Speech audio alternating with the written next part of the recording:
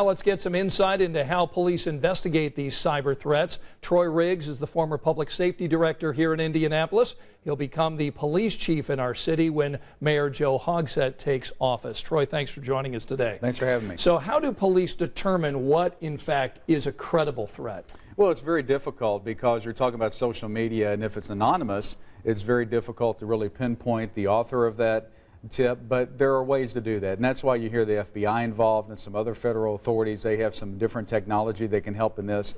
Remember, times have changed in our nation's history. Usually this time of year you get fire alarms that are pulled and people think that's funny, gets them out of a test. This is different. The world's changing, it's evolving in a bad sort of way. We have to be ready for these threats.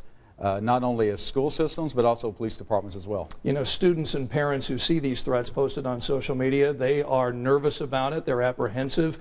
How do police find the bad guys? How do they go through social media, Facebook and Twitter and other means to find who's actually posting these things? I'm not going to talk about all the technology, but you have to be aware that in today's world, Facebook is out there, it's in a public forum. Police departments around the nation, Homeland Security, they're going to monitor that for potential threats. They're monitored when there's a potential homicide or something that occurs, major incidents. It's just another tool in the toolbox of law enforcement. Now, some other additional technologies utilized. Can't talk about that today because that would be a safety violation with some of our partners. But I can tell you we take these extremely seriously.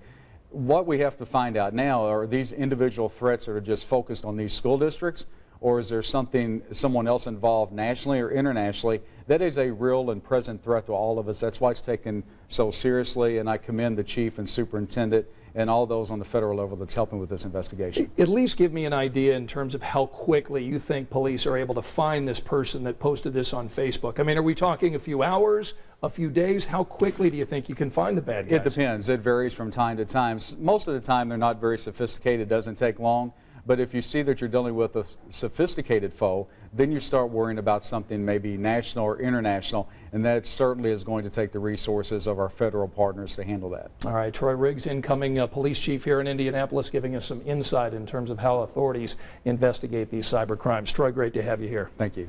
All right, police today are investigating a possible threat at Franklin Community High School. The principal there says someone drew inappropriate pictures in the boys' restroom that could be deemed as a threat to that school. Investigators say there is no evidence of any imminent danger to students. Instead, they believe this is a case of someone trying to get attention.